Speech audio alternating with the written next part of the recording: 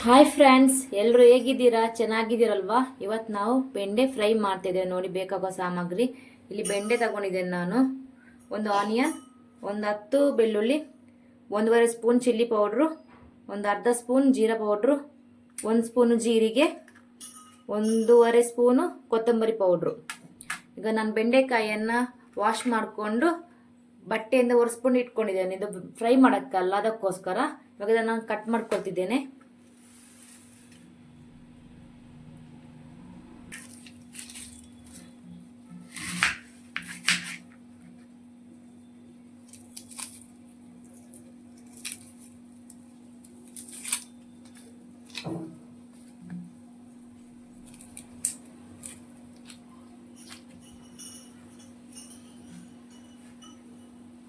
ನಾನು ಉದ್ದಕ್ಕೆ ಕಟ್ ಮಾಡ್ಕೊಳ್ತಿದ್ದೇನೆ.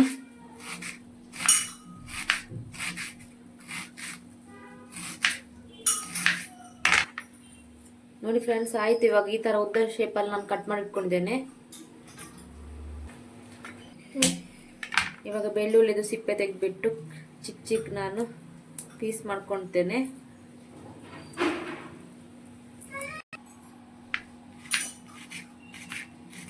ಈ ಥರ ನಾನು ಚಿಕ್ಕ ಚಿಕ್ಕ ಪೀಸ್ ಮಾಡ್ಕೊಳ್ತಿದ್ದೇನೆ.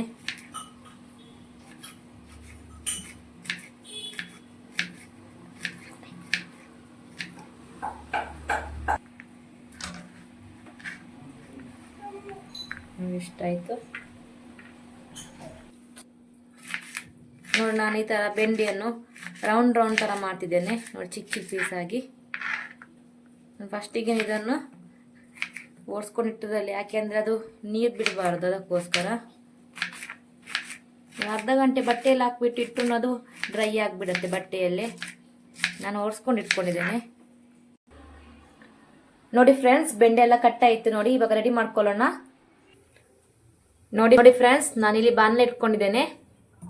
ಬಾಣಲೆ ಕಾದ್ಮೇಲೆ ಆಯಿಲನ್ನು ಸೇರಿಸ್ಕೊಳ್ಳೋಣ.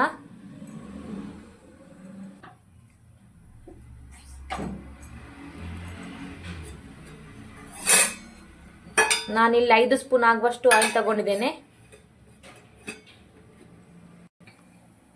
ಇವಾಗ ಆಯಿಲ್ ಕಾಯ್ತು. ಇದಕ್ಕೆ ನಾನು ಜೀರಿಗೆಯನ್ನು ಸೇರಿಸ್ಕೊಳ್ತಿದ್ದೇನೆ ನೋಡಿ. ಜೀರಿಗೆ ಹಿಡಿತಾ ಇದೆ ಅಲ್ಲ, ಇವಾಗ ಇದಕ್ಕೆ ನಾನು ಕಟ್ ಮಾಡ್ಕೊಂಡಿರೋ ಬೆಳ್ಳುಳ್ಳಿಯನ್ನು ಸೇರಿಸ್ಕೊಳ್ತಿದ್ದೇನೆ.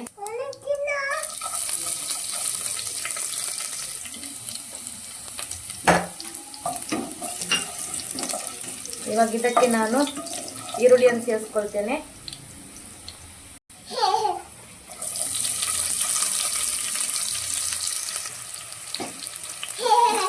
ಇವಾಗ ಎಲ್ಲವನ್ನು ಚೆನ್ನಾಗಿ ಫ್ರೈ ಮಾಡ್ಕೋಬೇಕು. ಇದು ಆನಿಯನ್ದು ಸ್ವಲ್ಪ ನೀರು ಅಂಶ ಇರುತ್ತಲ್ಲ, ಹೋಗ್ಬಿಟ್ಟು ಅದು ಸ್ವಲ್ಪ ರೋಸ್ಟ್ ಥರ ಆಗಬೇಕು.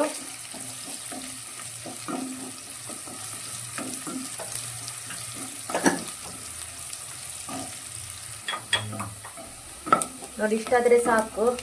ಆನಿಯನ್ ನೋಡಿ ಈ ಥರ ಬಂದರೆ ಸಾಕು. ಇಷ್ಟು ಸ್ವಲ್ಪ ರೋಸ್ಟ್ ಆದರೆ ಸಾಕು. ಇವಾಗ ಇದಕ್ಕೆ ಬೆಂಡೆಯನ್ನು ಸೇರಿಸ್ಕೊಳ್ಳೋಣ.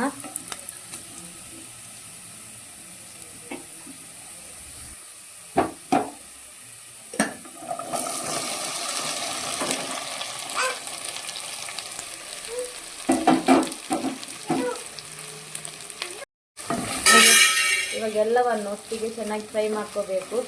ಇಲ್ಲಿ ನಾನು ಸಾಲ್ಟನ್ನು ಸೇರಿಸ್ತಾ ಇಲ್ಲ, ಯಾಕೆಂದರೆ ಇದು ಸ್ವಲ್ಪ ಲೋಳೆ ಅಂಶ ಇರುತ್ತಲ್ಲ, ಅದು ಹೋಗ್ಬೇಕಲ್ಲ, ಅದಕ್ಕೋಸ್ಕರ. ಎಣ್ಣೆಯಲ್ಲಿ ಸ್ವಲ್ಪ ಫ್ರೈ ಆಗಬೇಕು.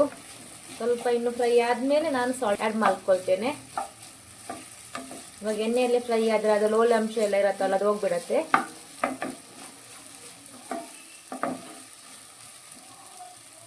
ಇವಾಗ ಒಂದು 2 ನಿಮಿಷ ಹಾಗೆಯೇ ಫ್ರೈ ಮಾಡ್ಕೊಳ್ಳೋಣ.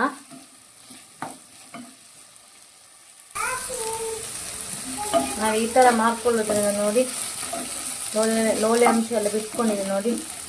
ಏನು ಲೋಳೆ ಅಂಶ ಏನು ಕಾಣಿಸ್ತಾ ಇಲ್ಲ ಬೆಂಡೆಕಾಯಲ್ಲಿ. ಯಾಕೆಂದರೆ ಫಸ್ಟಿಗೆ ಹಾಕ್ಕೊಂಡದ್ದು ಸ್ವಲ್ಪ ಲೋಳೆ ಅಂಶ ಇರುತ್ತೆ ಅದರಲ್ಲಿ. ಎಣ್ಣೆಯಲ್ಲಿ ಫಸ್ಟ್ ಫ್ರೈ ಮಾಡ್ಕೊಂಡು ಆಮೇಲೆ ಸಾಲ್ಟ್ ಹಾಕಿದ್ರೆ ಏನು ಗೊತ್ತಾಗಲ್ಲ.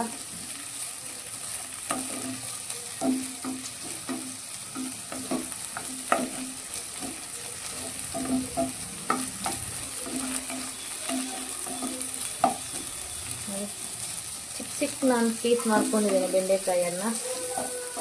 ಚೆನ್ನಾಗಿರುತ್ತೆ ಇದು. ಈ ಥರ ನಾವು ಫ್ರೈ ಮಾಡ್ಕೊಂಡು ತಿಂದರೆ ಬರೀ ಹೊಟ್ಟೆಗೂ ತಿನ್ಬೋದು, ಚಪಾತಿಗೆಲ್ಲ ಚೆನ್ನಾಗಿರುತ್ತೆ. ರೈಸ್ ಬಿಸಿ ಬಿಸಿ ರೈಸ್ ಜೊತೆ ತಿನ್ಕೊಂಡು ಸೂಪರ್ ಆಗಿರುತ್ತೆ. ಮಕ್ಕಳಿಗೆ ಈ ಥರ ಇದ್ದರೆ ಸಾಕು, ಊಟ ಸ್ವಲ್ಪ ತುಪ್ಪ ಹಾಕ್ಕೊಂಡು ತಿಂತಾರೆ. ರೈಸ್ ಜೊತೆ ಸ್ವಲ್ಪ ತುಪ್ಪ ಹಾಕ್ಕೊಂಡು ಮತ್ತು ಇದು ಬೆಂಡೆ ಫ್ರೈಯನ್ನು ಹಾಕ್ಕೊಂಡು ತಿಂತಾರೆ. ಊಟ ಸ್ವಲ್ಪ ಚೆನ್ನಾಗಿ ಹೋಗುತ್ತೆ. ಬೆಂಡೆಕಾಯಿ ಇದ್ದರೆ ನಾನು ಹೀಗೇ ಮಾಡಿಕೊಡ್ತೇನೆ ಅವರಿಗೆ. ಇದು ಫಾಸ್ಟ್ನೂ ಆಗಿರುತ್ತಲ್ಲ, ಏನು 5-10 ನಿಮಿಷ ಕೆಲಸ ಇದು.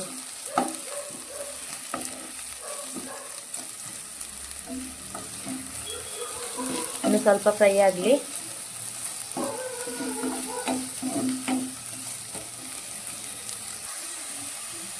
ಫ್ರೆಂಡ್ಸ್, ಇವಾಗ ಆಗಿದೆ. ಇದಕ್ಕೆ ನಾನು ಇವಾಗ ಸಾಲ್ಟ್ ಮತ್ತು ಅರಿಶಿನ ಪೌಡರ್ನ ಹಾಕ್ಕೊಳ್ತೇನೆ.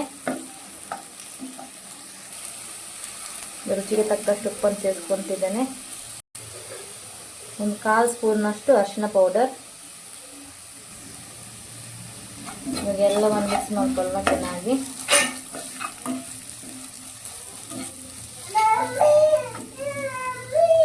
ಇವಾಗ ಒಂದು 2 ನಿಮಿಷ ಮುಚ್ಚಿಡೋಣ. ಸ್ಲೋ ಫ್ಲೇಮಲ್ಲಿ ಇಡಬೇಕು.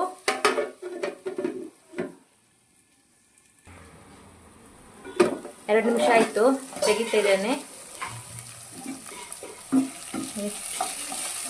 ಆಗಿದಲ್ಲ, ಇವಾಗೆಲ್ಲ ನಾವು ಇದಕ್ಕೆ ಮಸಾಲೆ ಎಲ್ಲ ಆ್ಯಡ್ ಮಾಡ್ಕೊಳ್ಳೋಣ. ಚಿಲ್ಲಿ ಪೌಡರ್ನ ಹಾಕ್ಕೊಂಡಿದ್ದೇನೆ, ಧನಿಯಾ ಪೌಡರ್, ಜೀರಾ ಪೌಡರ್, ಸ್ವಲ್ಪ ಗರಂ ಮಸಾಲ.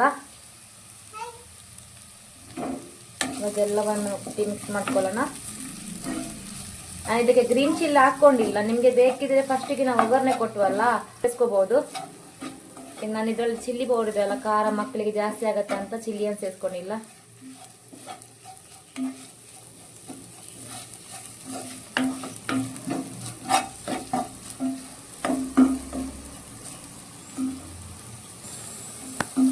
ಒಂದು 2 ನಿಮಿಷ ಹೀಗೆ ಫ್ರೈ ಮಾಡ್ಕೊಳ್ಳೋಣ. ಯಾಕಂದರೆ ಮಸಾಲದ ಸ್ಮೆಲ್ ಎಲ್ಲ ಹೋಗ್ಬೇಕಲ್ಲ, ಅದಕ್ಕೋಸ್ಕರ. ನೋಡಿ ಎಷ್ಟು ಈಸಿ ಆಗಿದೆ ಅಲ್ಲ ಬೆಂಡೆ ಫ್ರೈ. ದಿಢೀರಾಗಿ ಮಾಡ್ಕೋಬೋದು. ನಮಗೆ ಏನಿಲ್ಲದಿದ್ದರೆ ಒಂದು ಬೆಂಡೆಕಾಯಿ ತಗೊಂಡು ಈ ಥರ ಮಾಡಿದ್ರೆ ಎಷ್ಟು ಈಸಿ ಇದೆ ರೆಸಿಪಿ. ಈ ಥರ ಮಾಡಿಕೊಟ್ರೆ ಮಕ್ಕಳು ಚೆನ್ನಾಗಿ ತಿಂತಾರೆ ಊಟ.